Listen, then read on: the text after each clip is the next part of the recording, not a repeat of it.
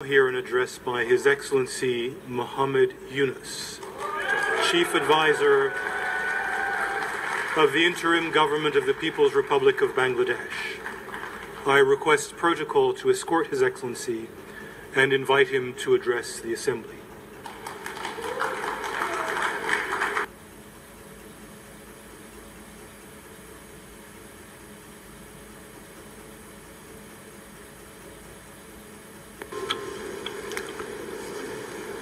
बिस्मिल्लाहिर्रहमानिर्रहीम। माननीय सभापति, জাতিসংঘের সাধারণ পরিষদের সভাপতি নির্বাচিত হওয়ায় প্রথমেই আপনাকে আন্তরিক অভিনন্দন জানাচ্ছি।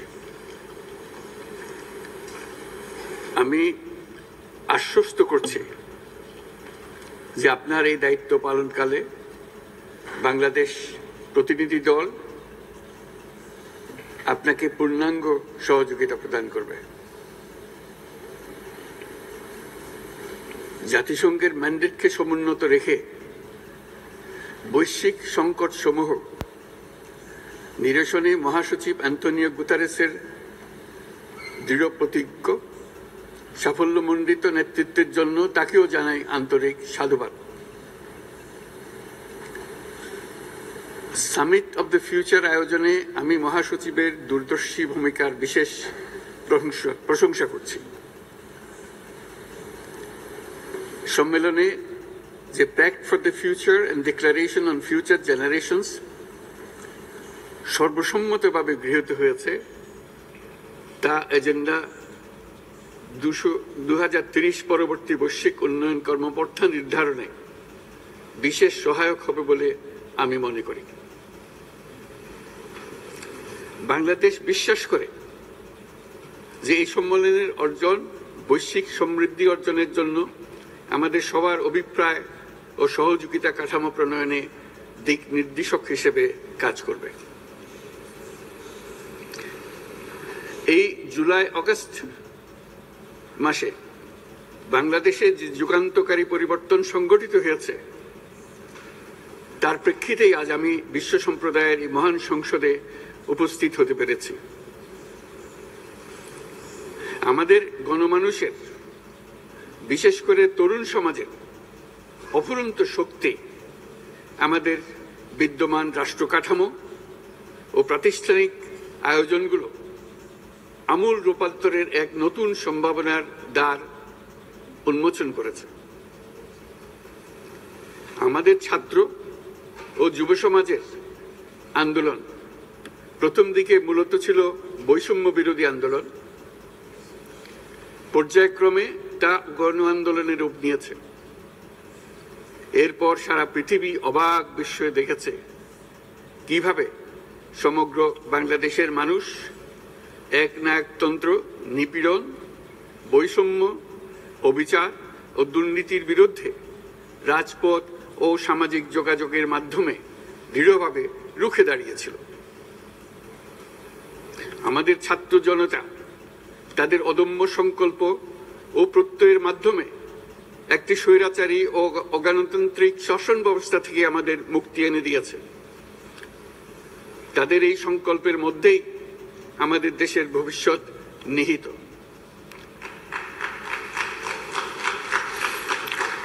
যা এই দেশকে বিশ্ব সম্প্রদায়ের মাঝে একটি দায়িত্বশীল জাতির মর্যাদায় উন্নত করবে বলে আমি বিশ্বাস করি।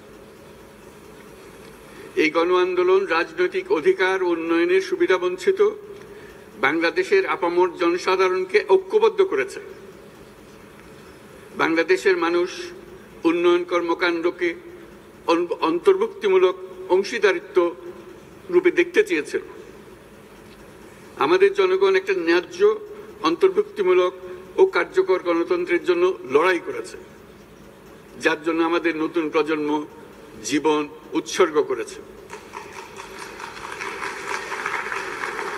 আমাদের এই তরুণীরা যে প্রজ্ঞা, সাহস ও প্রত্যয় দেখিয়েছে তা আমাদের অভিভূত করেছে, সারা বিশ্ববাসীকে অভিভূত করেছে।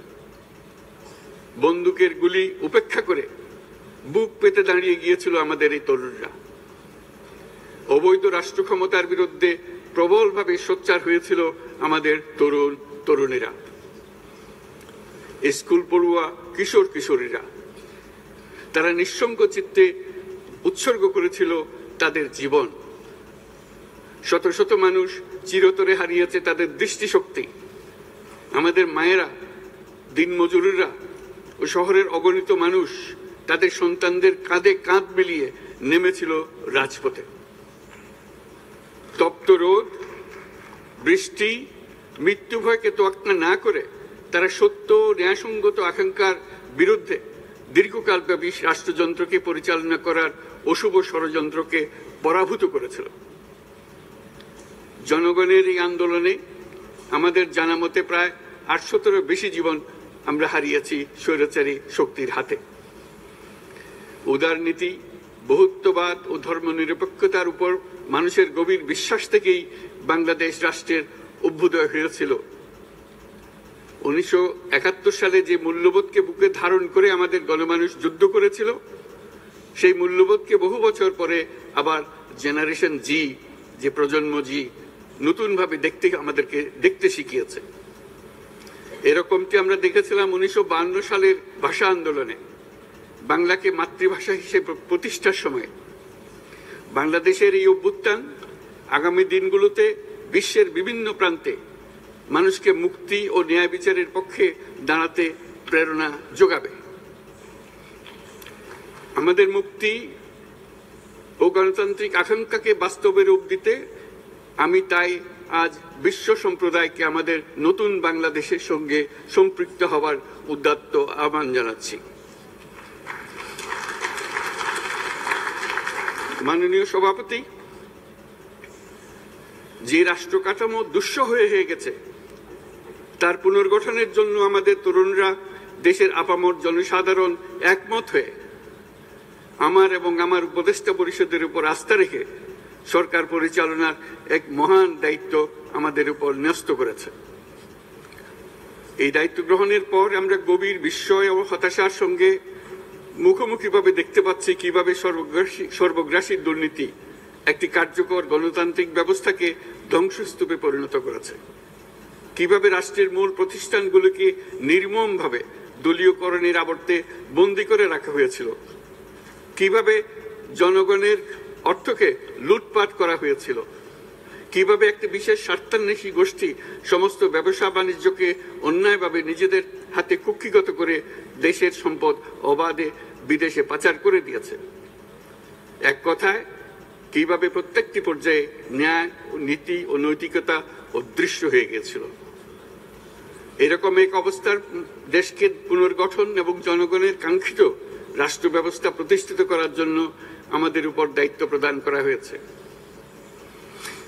অতীতের ভুলগুলোকে সংশোধন করে একটা প্রতিযোগিতামূলক ও শক্তিশালী অর্থনীতি এবং ন্যায়ভিত্তিক সমাজ ব্যবস্থা গড়ে তোলায় এই মুহূর্তে আমাদের মূল লক্ষ্য। বর্তমান পরিবর্তিত পরিস্থিতিতে সকল রাজনৈতিক দল এখন স্বাধীনভাবে তাদের মতামত প্রকাশ করতে পারছে। যে সব ব্যক্তি বা প্রতিষ্ঠান রাষ্ট্রীয় কাজ ও সিদ্ধান্ত গ্রহণ করার প্রক্রিয়ায় সম্পৃক্ত, তাদের প্রত্যেকের জবাবদিহিতা নিশ্চিত করাই আমাদের অগ্রাধিকার। আমরা মানুষের মৌলিক অধিকারকে সমুন্নত ও সুরক্ষিত রাখতে দৃঢ় প্রতিজ্ঞ। আমাদের দেশের মানুষ মুক্তভাবে কথা বলবে, ভয়ভীতি ছাড়া সমাবেশ করবে, তাদের পছন্দের ব্যক্তিকে ভোট দিয়ে নির্বাচিত করবে, এটাই জাতির আকাঙ্ক্ষা এবং এটাই আমাদের লক্ষ্য। বিচার বিভাগের স্বাধীনতা সংরক্ষণ ও সাইবার ডোমেইন সহ গণমাধ্যমের স্বাধীনতা সুসংহতকরণে আমরা প্রতিজ্ঞাবদ্ধ। আমাদের একজন কৃষক বা একজন শ্রমিকের সন্তানও যেন সমাজের সর্বোচ্চ শিখরে পৌঁছতে পারে, সেই লক্ষ্যে বিশালকার অবকাঠামো নির্মাণের বদলে স্বাস্থ্য ও শিক্ষা খাতে বরাদ্দ বৃদ্ধির আমরা গুরুত্ব আরোপ করছি।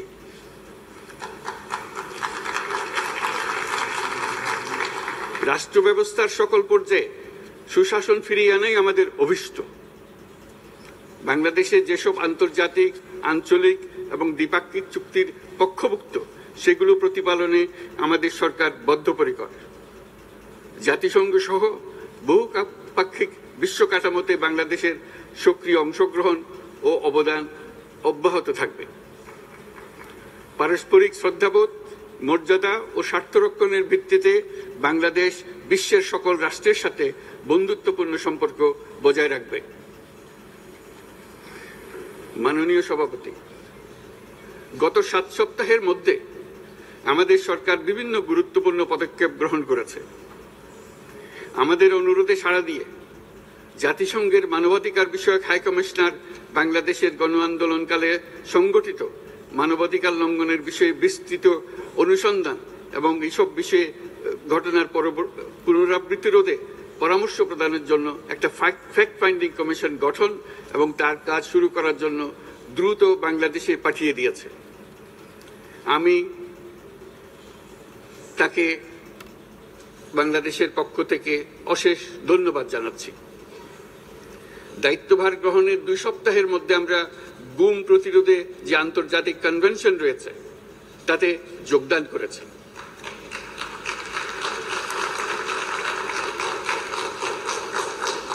এর আশু বাস্তবায়নের জন্য প্রয়োজনীয় দেশীয় আইন ও বিধি প্রণয়নে আমরা এখন প্রক্রিয়া শুরু করেছি। বাংলাদেশে গত 1.5 দশকে যে সমস্ত গুমের অভিযোগ রয়েছে সেগুলো তদন্ত করার জন্য একটি তদন্ত কমিশন এই মুহূর্তে কর্মরত আছে। মানুষের আস্থা, আত্মবিশ্বাস ফিরিয়ে আনতে এবং নির্মম অতীত যেন আর ফিরে না আসে কোনোদিন, সেই জন্য আমরা কিছু সুনির্দিষ্ট খাতে সংস্কারকে অগ্রাধিকার দিয়েছি। সেই লক্ষ্যে আমরা বিদ্যমান নির্বাচন ব্যবস্থা, সংবিধান, বিচার ব্যবস্থা, জনপ্রশাসন, আইন শৃঙ্খলা ব্যবস্থা সংস্কারের জন্য স্বাধীন কমিশন গঠন করেছে। সংবাদপত্র ও গণমাধ্যমের সংস্কারের জন্যও পৃথক কমিশন সহ আরো কয়েকটি বিশেষ বিষয়ে কমিশন গঠন প্রক্রিয়াধীন রয়েছে। ব্যবসা বাণিজ্যে অনুকূল পরিবেশ সৃষ্টির লক্ষ্যে আমরা ব্যাংক ও আর্থিক খাতের ব্যাপক সংস্কারের উদ্যোগ গ্রহণ করেছি। কোনো বিদেশি ব্যবসা বা বিনিয়োগ যেন ক্ষতিগ্রস্ত না হয় তা নিশ্চিত করতে আমরা বদ্ধপরিকর। এসব সংস্কার যেন টেকসই হয়, দীর্ঘমেয়াদে নিশ্চিত করতে এবং অবাধ ও নিরপেক্ষ অংশগ্রহণমূলক নির্বাচনের জন্য উপযোগী পরিবেশ সৃষ্টি করতে আমরা কাজ করে যাচ্ছি। গণতন্ত্র, আইনের শাসন, সমতা, সমৃদ্ধি অর্জনের মাধ্যমে একটি ন্যায়ভিত্তিক সমাজ হিসেবে আত্মপ্রকাশের অভিপ্রায় বাস্তবায়নে আমি বাংলাদেশের প্রতি আন্তর্জাতিক সম্প্রদায়ের সমর্থন ও গভীরতর সম্পর্ক গঠন করার জন্য আহ্বান জানাচ্ছি।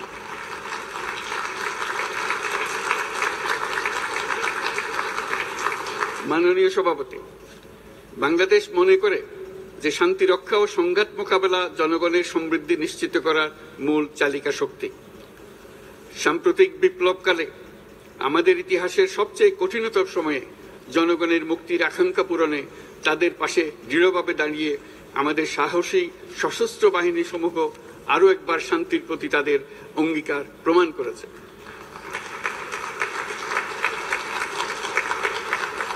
এটা সম্ভব হয়েছে শান্তি রক্ষায় আমাদের অঙ্গীকারের কেন্দ্রবিন্দুতে মানবাধিকারকে স্থান দেওয়ার ফলে।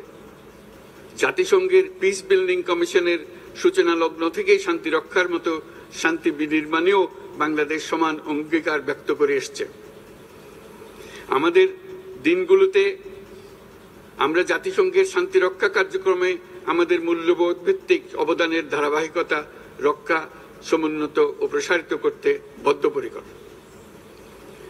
জাতিসংঘের শান্তি রক্ষা কার্যক্রমে অবদানকারী তৃতীয় বৃহত্তম রাষ্ট্র হিসেবে বাংলাদেশ এখন পর্যন্ত 43টি দেশে 63টি মিশনে শান্তিরক্ষী প্রেরণ করেছে।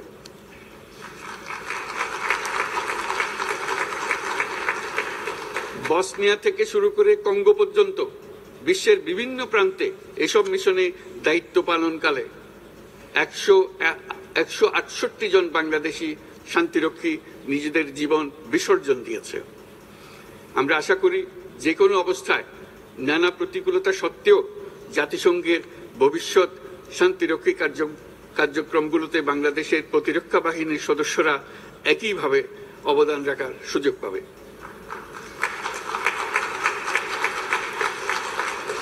মাননীয় সভাপতি, আমাদের সকলের বাসস্থান এই পৃথিবী বৈশ্বিক অগ্রাধিকারগুলোকে সঠিকভাবে নির্ণয় করতে আগ্রহী। জলবায়ু পরিবর্তন আমাদের সকলের অস্তিত্বের প্রতি হুমকি স্বরূপ। এই গ্রীষ্মে সর্বকালের রেকর্ড ভঙ্গকারী তাপদাহ আমাদের জলবায়ুজনিত পরিবর্তনের কথা স্পষ্টভাবে স্মরণ করিয়ে দিয়েছে। আমাদের যা প্রয়োজন তা হলো জলবায়ু সম্পর্কিত ন্যায় বিচার, যাতে করে দায়িত্বজ্ঞানহীন সিদ্ধান্ত, উদাসীন আচরণ কিংবা এর মাধ্যমে সাধিত ক্ষতির বিষয়ে যারা সংশ্লিষ্ট তাদের দায়বদ্ধ করা যায়। জলবায়ু পরিবর্তনজনিত দীর্ঘমেয়াদী প্রভাবগুলো অপূরণীয় ক্ষতির কারণ হয়ে দাঁড়িয়েছে। আমরা জীব বৈচিত্র্য হারিয়ে ফেলছি, প্যাথোজেনের পরিবর্তনের ফলে নতুন রোগ বাড়ছে, কৃষিক্ষেত্রে চাপ বাড়ছে ক্রমাগতভাবে, পানি সম্পদ ঝুঁকিতে ফেলছে আমাদের বাসযোগ্যতাকে, সমুদ্র পৃষ্ঠের উচ্চতা বৃদ্ধি এবং লবণাক্ততা আমাদের ক্ষতি করছে প্রতিনিয়ত। ঘূর্ণিঝড়ের সংখ্যা ও মাত্রা বৃদ্ধির কারণে যেই ক্ষতি হচ্ছে তাকে উপেক্ষা করার সুযোগ নেই। ক্ষুদ্র কৃষক, প্রান্তিক পর্যায়ে জীবিকা অন্বেষণকারীরা জলবায়ু পরিবর্তনজনিত ঝুঁকির মুখোমুখি হচ্ছে সবচেয়ে বেশি। আমি আজ এই বিশ্ব সভায় যখন কথা বলছি তখন বাংলাদেশের পূর্বাঞ্চলে 50 লাখেরও অধিক মানুষ তাদের জীবদ্দশায় হওয়া সবচেয়ে ভয়াবহ বন্যা মোকাবেলা করে যাচ্ছে। মহাসচিব গুতেরেস আমাদেরকে দেখিয়েছেন যে বিদ্যমান পরিক্রমা অব্যাহত থাকলে বিশ্বের গড় তাপমাত্রা 2.7 ডিগ্রি সেলসিয়াস বৃদ্ধির দিকে অগ্রসর হতে থাকবে। তাই বাংলাদেশের মতো জলবায়ু ঝুঁকিতে থাকা দেশগুলোতে অভিযোজনের জন্য ব্যাপক বিনিয়োগের আহ্বান জানাচ্ছি।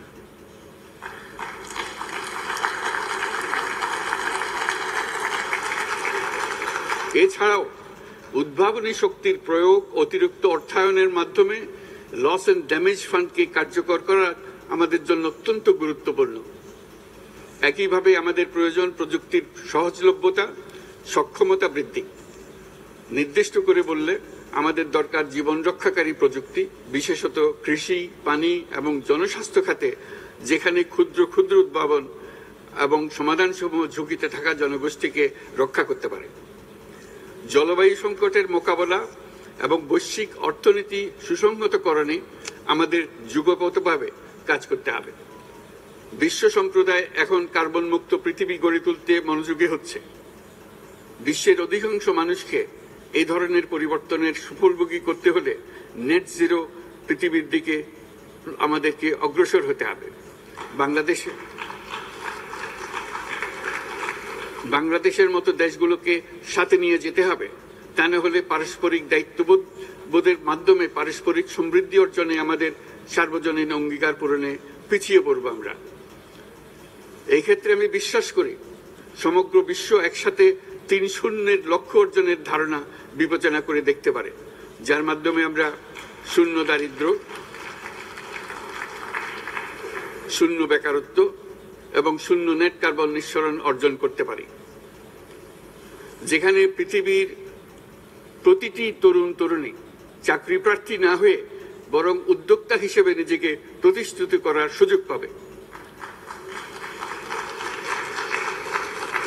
তারা যেন এই সম্পদের সীমাবদ্ধতা সত্ত্বেও নিজ নিজ সৃজনশীলতার বিকাশ করতে পারে, যেখানে একটি ব্যবসায়িক উদ্যোগ সামাজিক সুফল, অর্থনৈতিক মুনাফা এবং প্রকৃতির প্রতি দায়িত্বশীলতার মধ্যে একটি চমৎকার ভারসাম্য আনতে পারে, যেখানে সামাজিক ব্যবসার মাধ্যমে যে কোনো ব্যক্তি ভোগবাদী জীবনধারা থেকে উত্তরণ করে সামাজিক ও অর্থনৈতিক পরিবর্তনের সৃজনশীল শক্তি হিসেবে নিজেকে প্রতিষ্ঠিত করতে পারে।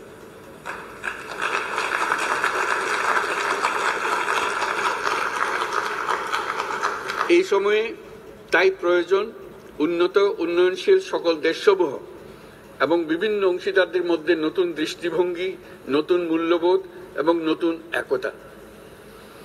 সামগ্রিকভাবে এই লক্ষ্য অর্জনে জাতিসংঘ ব্যবস্থা, জাতীয় আঞ্চলিক পর্যায়ে সরকারসমূহ, সকল ব্যবসা প্রতিষ্ঠান, বেসরকারি অংশীজন এবং দাতব্য সংস্থাগুলোকে একসঙ্গে কাজ করতে হবে।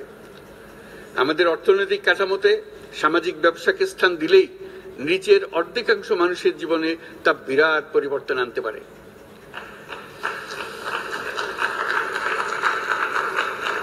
এই পদক্ষেপ একই সঙ্গে জলবায়ুর ধ্বংসাত্মক গতিকে সফলভাবে রোধ করতে পারে এবং বাজার ব্যবস্থার মাধ্যমেই এই মীমাংসা হতে পারে।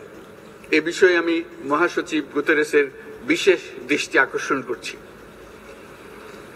মাননীয় সভাপতি,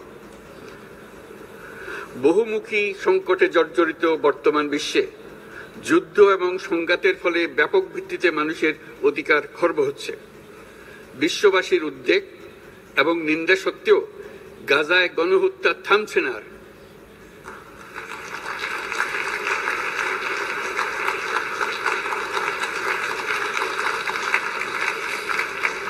ফিলিস্তিনের মতো বিদ্যমান বাস্তবতা কেবল আরব কিংবা মুসলমানদের জন্যই উদ্বেগজনক নয়, বরং তা সমগ্র মানব জাতির জন্যই উদ্বেগের বিষয়।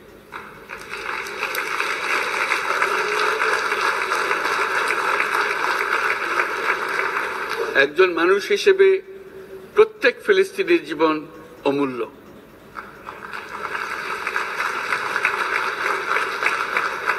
ফিলিস্তিনের জনগণের বিরুদ্ধে যে মানবতা বিরোধী অপরাধ হচ্ছে তার জন্য সংশ্লিষ্ট সকলকে দায়বদ্ধ করতে হবে।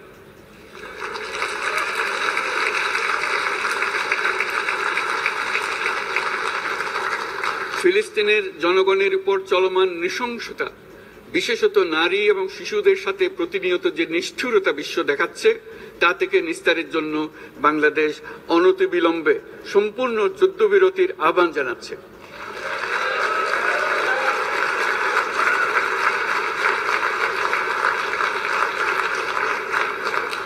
দ্বিরাষ্ট্রভিত্তিক সমাধানেই মধ্যপ্রাচ্যে টেকসই শান্তি আনতে পারবে।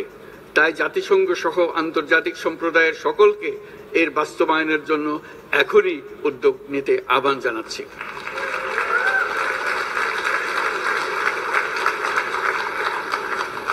গত 2.5 বছর ধরে ইউক্রেনে চলমান যুদ্ধে বহু মানুষ প্রাণ হারিয়েছে।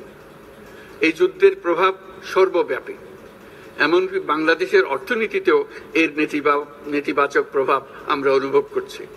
আমরা তাই উভয় পক্ষকে সংলাপে বসে বিরোধ নিরসনের মাধ্যমে যুদ্ধের অবসান ঘটানোর আহ্বান জানাচ্ছি। মাননীয় সভাপতি, বাংলাদেশ গত 7 বছর যাবৎ মায়ানমার হতে আগত 12 লাখেরও বেশি রোহিঙ্গাদের মানবিক কারণে আশ্রয় দিয়ে আসছে। এর ফলে আমরা বিরাট সামাজিক, অর্থনৈতিক, পরিবেশগত ক্ষতির সম্মুখীন হচ্ছি। মায়ানমারের অভ্যন্তরীণ সমস্যা থেকে সৃষ্ট এই সংকট বাংলাদেশ ও আমাদের অঞ্চলের জন্য প্রথাগত ও অপ্রথাগত উভয় ধরনের নিরাপত্তা ঝুঁকির কারণ হয়ে দাঁড়িয়েছে। মায়ানমার থেকে বাংলাদেশে বলপূর্বক বাস্তুচ্যুত রোহিঙ্গাদের সহায়তা করতে আমরা অঙ্গীকারবদ্ধ। আমরা রোহিঙ্গাদের জন্য মানবিক সহায়তা কার্যক্রম চালু রাখা এবং তাদের টেকসই প্রত্যাবর্তন নিশ্চিত করার উদ্দেশ্যে আন্তর্জাতিক সম্প্রদায়ের পর্যাপ্ত সহায়তা অব্যাহত রাখার আহ্বান জানাচ্ছি। রোহিঙ্গাদের সাথে সংগঠিত হওয়া ব্যাপক ভিত্তিক মানবাধিকার লঙ্ঘনের জন্য আন্তর্জাতিক বিচার আদালত এবং আন্তর্জাতিক অপরাধ আদালতে চলমান বিচার প্রক্রিয়ার মাধ্যমে ন্যায় বিচার নিশ্চিত করাও সমানভাবে গুরুত্বপূর্ণ। রোহিঙ্গারা যাতে নিজ দেশে স্বাধীন এবং মর্যাদাপূর্ণ জীবন যাপন করতে পারে, সেই লক্ষ্যে অনুকূল পরিবেশ তৈরিতে জাতিসংঘ অন্যান্য আন্তর্জাতিক প্রতিষ্ঠানের ধারাবাহিক প্রচেষ্টার প্রশংসা দাবিদার। এই লক্ষ্যে রোহিঙ্গারা যাতে পর্যাপ্ত নিরাপত্তা ও অধিকার নিশ্চিত করে তাদের নিজ ভূমি রাখাইনে ফিরে যেতে পারে, তার পথ সুগম করা অত্যন্ত দরকার। মায়ানমারের প্রতিনিয়ত পরিবর্তনশীল অবস্থা বিবেচনা রেখে বাংলাদেশ আন্তর্জাতিক সম্প্রদায়ের সাথে একযোগে রোহিঙ্গাদের নিজ দেশে মর্যাদাপূর্ণ টেকসই প্রত্যাবর্তনের জন্য পরিবেশ সৃষ্টিতে কাজ করতে প্রস্তুত।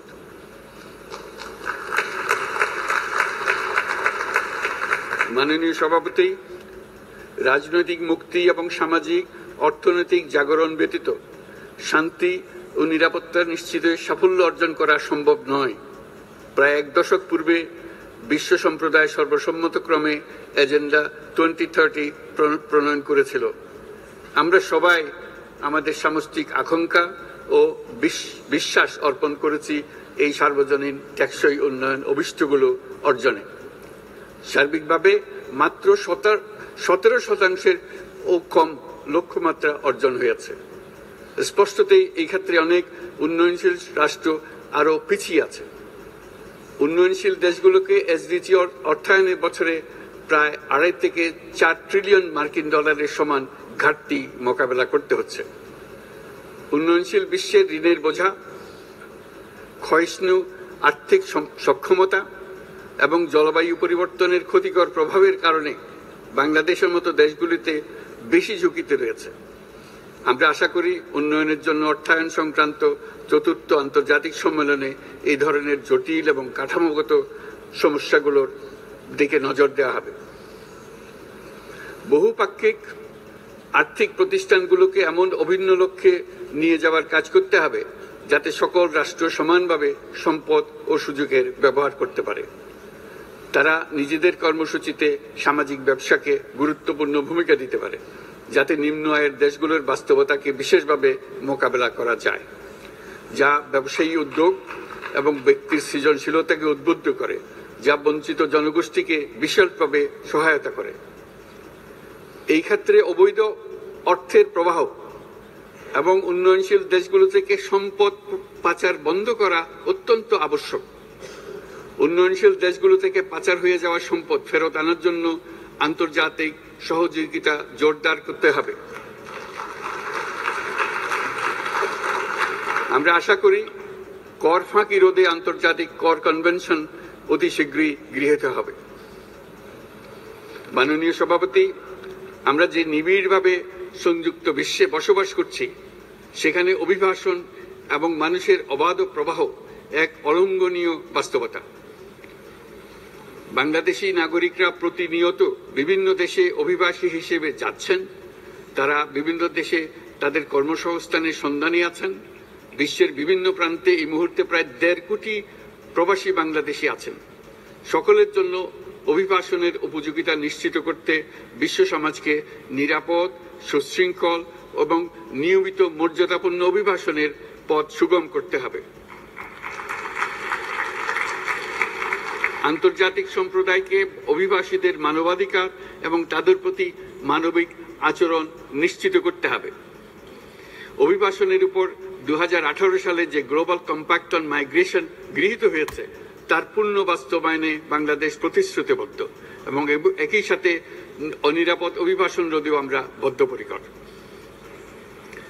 মাননীয় সভাপতি, প্রতি বছর প্রায় 25 লক্ষ তরুণ তরুণী বাংলাদেশের শ্রমবাজারে যুক্ত হচ্ছেন।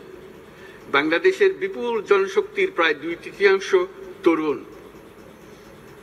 এই জনশক্তিকে বর্তমান ও আগামীর জন্য গড়ে তোলা বাংলাদেশের জন্য একটা বড় চ্যালেঞ্জ। ক্রমপরিবর্তনশীল কর্মজগতে একজন তরুণকে প্রতিনিয়ত নতুন দক্ষতা অর্জন করতে হয়। এই কর্মপরিবেশের সাথে মানিয়ে নেওয়া শিখতে হয়। এই জন্য বাংলাদেশ যখন মধ্যম আয়ের দেশ হিসেবে উন্নতি হচ্ছে, তখন আমরা শিক্ষা এবং প্রযুক্তিগত সহায়তা লাভের উপর বিশেষ জোর দিচ্ছি। এবার কৃত্রিম বুদ্ধিমত্তার বিষয়ে আসি। কৃত্রিম বুদ্ধিমত্তার অভাবনীয় বিকাশ এবং এর বহুমাত্রিক প্রয়োগে বাংলাদেশ বিশেষভাবে আগ্রহী। আমাদের তরুণ সমাজ জেনারেটিভ আর্টিফিশিয়াল ইন্টেলিজেন্সের সম্ভাবনা নিয়ে উচ্ছ্বসিত। একজন বিশ্ব নাগরিক হিসেবে তারাও চায় নতুন পৃথিবীতে নিয়োজিত হতে, কর্মক্ষম হিসেবে নিজেকে গড়ে তুলতে। বাংলাদেশের মতো বৃহৎ তরুণ জনগোষ্ঠীর দেশ যাতে কৃত্রিম বুদ্ধিমত্তার প্রয়োগজনিত অর্জিত সুফল থেকে পিছিয়ে না পড়ে, বিশ্ব সম্প্রদায়কে তা নিশ্চিত করতে হবে। একই সঙ্গে নিশ্চিত করতে হবে যেন কৃত্রিম বুদ্ধিমত্তার কারণে কর্মক্ষেত্রে মানুষের চাহিদা ক্রমাগতভাবে সংকুচিত হয়ে না যায়। এই প্রসঙ্গে আমি উল্লেখ করি যে আমরা ভিন্ন একটা ইন্টেলিজেন্স, অটোনোমাস ইন্টেলিজেন্স, অর্থাৎ যে কৃত্রিম বুদ্ধিমত্তা নিজেই নিজের কৃত্রিম বুদ্ধিমত্তাকে সম্প্রসারিত করতে পারে মানুষের কোনো হস্তক্ষেপ ছাড়াই, তার ব্যাপারে আমরা বৈজ্ঞানিকদের দৃষ্টি আকর্ষণ করতে চাই। তারা যেন এই ক্ষেত্রে অগ্রসর হওয়ার আগে মানুষের উপরে প্রভাব সম্বন্ধে নিশ্চিত হয়ে অগ্রসর হন। আমাদের ধারণা অটোনোমাস ইন্টেলিজেন্স মানুষের অস্তিত্বকে বিপন্ন করে তুলতে পারে, কাজে এই ব্যাপারে আমাদের সম্পূর্ণ সজাগ থাকতে হবে। মাননীয় সভাপতি, আমাদের আসলে দরকার নতুন ধরনের সহযোগিতা কাঠামো, যেখানে বৈশ্বিক ব্যবসা ও জ্ঞানের অধিকারী গোষ্ঠী মানুষের চাহিদাগুলোকে যথাযথভাবে অনুধাবন করবে। আন্তর্জাতিক সহযোগিতার মাধ্যমে উন্নয়নশীল দেশগুলোর জন্য এমন একটি রূপান্তরকারী ব্যবস্থা তৈরি করতে হবে যা কর্মসংস্থান, আর্থসামাজিক প্রতিকূলতা বা জীবিকার জন্য